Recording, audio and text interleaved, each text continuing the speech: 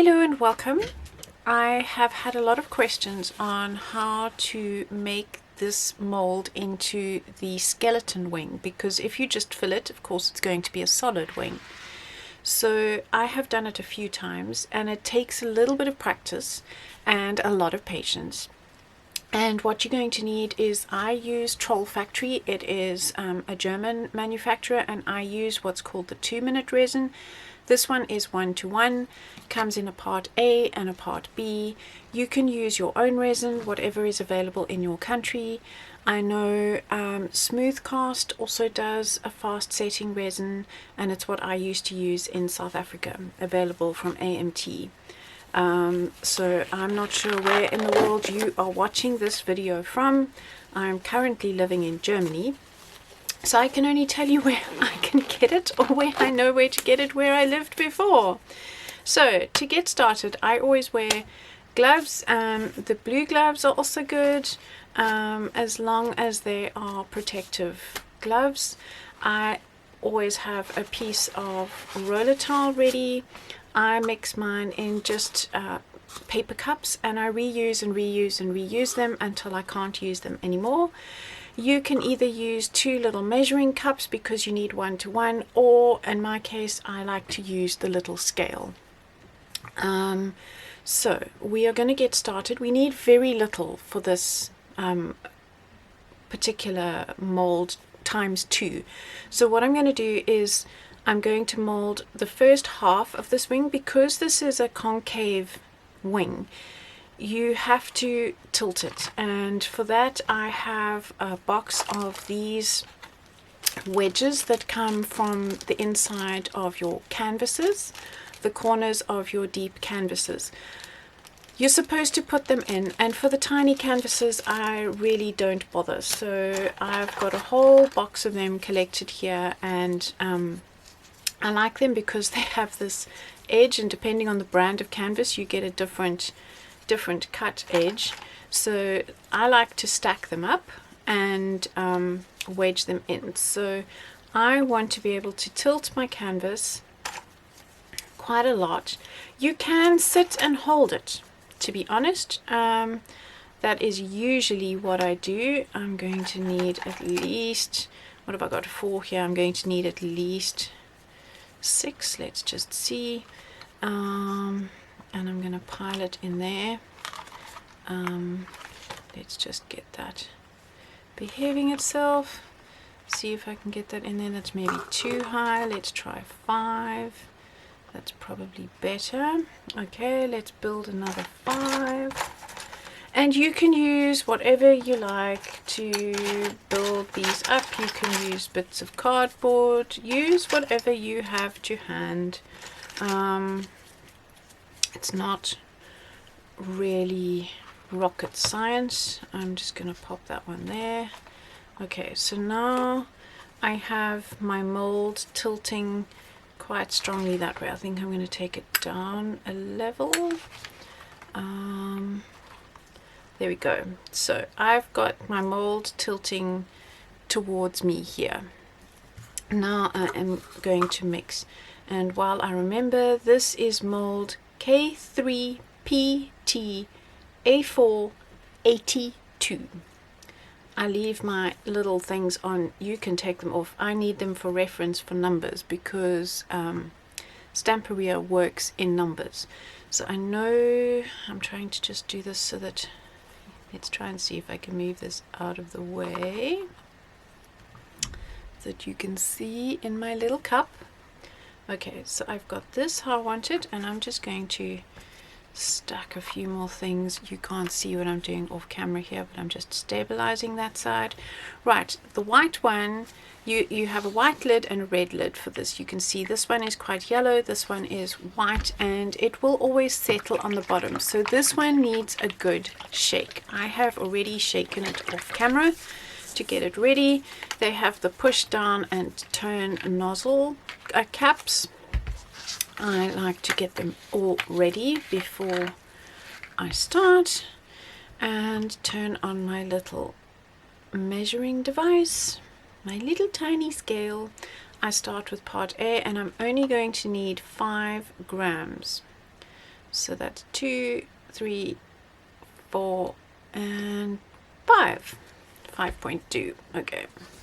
And we're going to go for 10. So adding part B, 9, 9.9, 10.3. Okay. We're doing fine. Always remember to put the right lids on the right one. So with this particular brand, because the one bottle is quite white and the other one looks quite yellow, it's easy to remember the lids. So now we're going to turn that off. Take a sucker stick, anything to mix that you can, again, reuse many times until it's unusable. But this is something that I reuse. Always mix by touching the bottom of your cup. You scrape the sides and you work in a spiral into the middle and back out again. So I reverse direction a few times. Now the trick with this resin is with volume it starts to get hot, and that is how it's set. So the bigger your mold, the faster it will set. So in your cup, the longer you leave it in your cup, the faster it is going to set. I fold it and make a little spout and I start pouring. So I pour all along the edges and you can see that it starts to fill up and join together. So I'm just popping a little bit all the way along the top there like that. Right, that's about all I need. And I'm going to leave that. I'm going to stop because I can see that that is starting to fill back again. And I have now got this guy balanced over here. So I am going to start pouring on this side and just see if it will behave.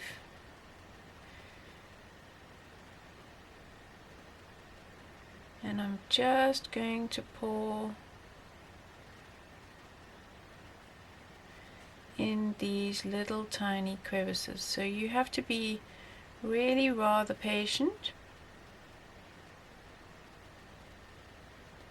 And I've got this one sitting quite flat because I've tipped the whole mold.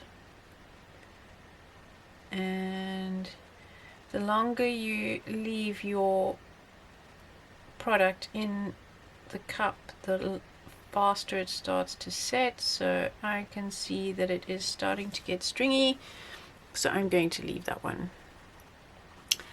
And because this is really thin, I'm going to just leave it for quite a while to set. It starts to go white. It says after 2 minutes, but that is dependent on the volume. So if you were to do the very big gear that is also on this mold, you will see that that will go white really quickly. And I'm just going to shift this so that you can see what is happening. So where I was pouring off screen, because I'm really only interested in this one, I just didn't want to waste my resin, where I was pouring off screen and it was starting to set because of the volume that was in my cup, that has already started to set. So I'm going to leave you watching resin set. There, where it's really thick, it's starting to set. And in fact, I'm going to just remove a little bit of the excess while I can, because it is easier to remove once it starts to set than later. And that's perfect. So that is already starting to set, and you can see that one's starting to go white. So it won't be long and I will be able to start mixing another batch and tip my mold the other way and carry on pouring. And that's how you get skeleton wings. It's just a matter of patience. Okay, that is pretty much set. Only where it is incredibly thin has it not set yet. I can tell because these two drips and that drip there are turning white. So it is now time for me to move these to the other side. And so now I am tipping my mold so that the height of this side is over here and my wings over there. So I'm just going to push these in here, see if they will fit. It would be nice if you fitted. There we go. And I'm going to remove maybe one because I've got a gear over here. There we go, because I want this side quite flat, so I want my resin to go that way. Now I'm just going to use the same cup again and just give a quick mix to this one, and this time I'm only going to pour 3, so I'm going to pour 3 grams. 1, 2.5, 3. There we go. Stop. And so I need 6, 5. I need 1 more gram. There we go. Perfect. Using my same little stick, give that a mix. And again, just make sure that it is well mixed. If you do not mix it properly and you pour it into your molds, you will get a sticky mess that does not set. And you will have to wipe it out and then clean your mold with alcohol. 97% is probably the best to clean it with. Perfect. So now I've got that mixed and I can feel it getting warm. I'm going to just clean my stick, make a spot on the other side of my cup, and I'm going to pour on this side. So just being careful to fill everywhere.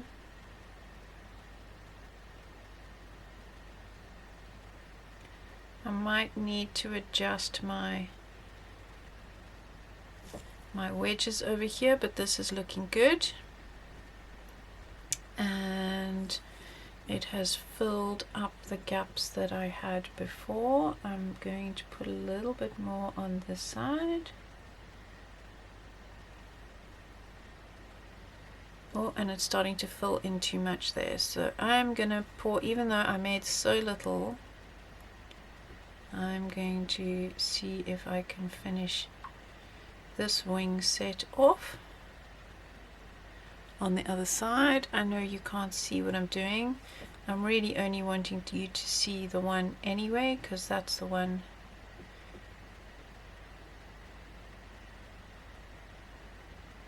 that I have finished.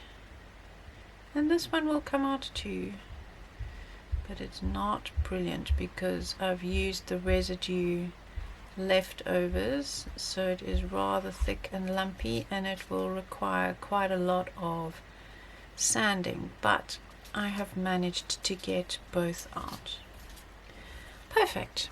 So again, I'm going to leave you watching resin set. Right, now that that has set, it is still quite soft, so I am able to take it out, and it is quite bendy, so you just peel it out of the mold like so, and it's quite curved at this stage. That's why I like to take them out while they are still soft, because then you can manipulate them to flatten. And here where my resin was starting to set too quickly, I will just trim off that raised bit with scissors, because at this stage it's very easy to trim off any excess with scissors.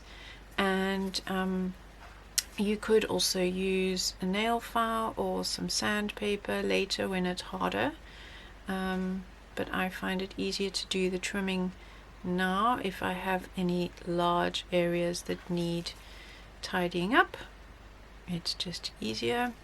Sometimes also they just break off, but I find scissors are the easiest tool to do the tidying.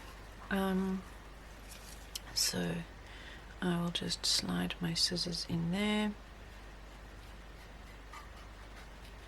especially where you want to get a sharp point. It's much easier to get your scissors in and make that sharp point. Here where I dripped, I'm just taking excess off. So yes, at this stage you can wrap them around something. So if you want them to go around a bottle or something, you could manipulate them around an object or a hat or something. But here where I've got far too much excess, again I'm going to go in with my scissors and I'm just going to trim that away. You could also use a craft mat and a scalpel blade, and then any sharp edges later I will tidy up with sandpaper when that is set. But I do find scissors are the way to go for the first option, because at this stage it's really nice and soft, and I can just take away any excess that I don't want and tidy up. So there you go. It's that easy. You just need patience. This is really, really thin in this particular wing, but once it's hardened, it will be okay. So I'm going to just flatten it over there. And let's take this out of the way, and you can see that. And then this one needs some tidying up. This is the one that I was showing you in camera shot. Sorry, excuse these ribbons. These are to help me find my scissors on my tiny crazy desk that gets over flooded with objects and things, and I usually put something on top of my scissors. So if I I have discovered that if I have my ribbon on them, that usually the ribbon sticks out from underneath something, but the ribbon can also get in the way. So that's what I'm going to continue to do, and I'm just going to snip into that corner there so that I can get my scissors, turn them around and get the excess off.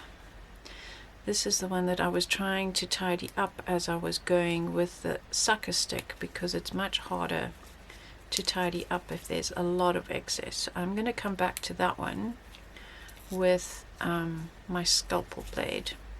So I will show you that now. So what I do is I have a little cutting mat and I have a scalpel, and I think that's my blunt one. Let me get my other one. That's better. And I literally put it down on my mat and I carve away any excess. You have to be incredibly careful that you don't have your fingers in the way, because the scalpel can slip quite easily on this shiny plastic surface. So it is definitely advisable to make sure that you keep your fingers out of the way. But it is as easy as that to tidy up. So I need to just get in there and down there and tidy up along this bottom edge, and there we go. We have a nice clean skeleton wing. And on this side I need to do the same. So I'm going to just tidy up with the scalpel blade. And you'll notice I attack it from two different sides. It just gives a better line. Perfect.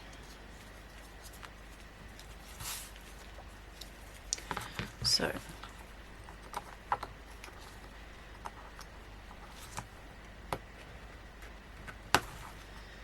and it just takes a little bit of time and patience. You can tidy up these areas too, because these are a bit small for you to get your scissors into. So you can just clean up from behind also. Again, keeping your fingers out of the way. You don't want any accidents. So last one, cleaning up there, cleaning up there, and I'll quite often run my blade just along that edge to tidy up. We have a little bit of excess here at the bottom, so you can just tidy up as neatly as you need to. If you're not terribly fussy, well then don't sweat the small stuff, but if you're like me, I like perfection, so I go in and remove anything that I don't want, and that's how it's done. So this whole process has taken me a total of about half an hour. I could still do a little bit of sanding, so it's, you know, but remember, I have done this a few times. Your first time will probably be not quite so perfect, so it will need a little bit more cleaning up, and so your cleaning up will take a little bit longer, and the more you do it, the more practice you get, the easier it gets, so you will get 2 perfect wings quite quickly. There we go. So let's just see that that's in shot, and here we have 2 skeleton wings.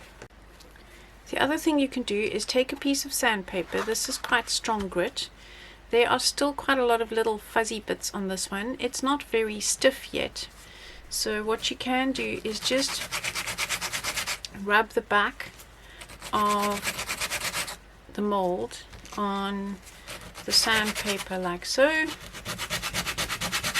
and it takes off any of the rough stuff that you don't want.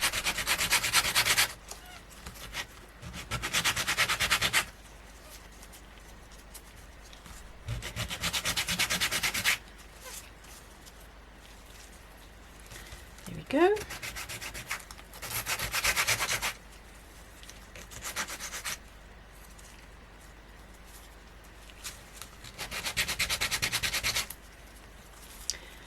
Perfect. Now I'm happy with that one. This one's almost perfect. It's just got a few fluffy spots that could do with some sanding.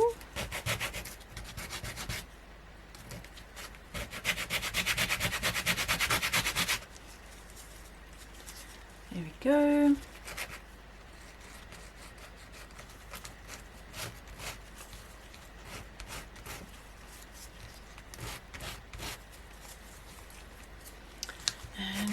There, maybe a little bit more. Perfect.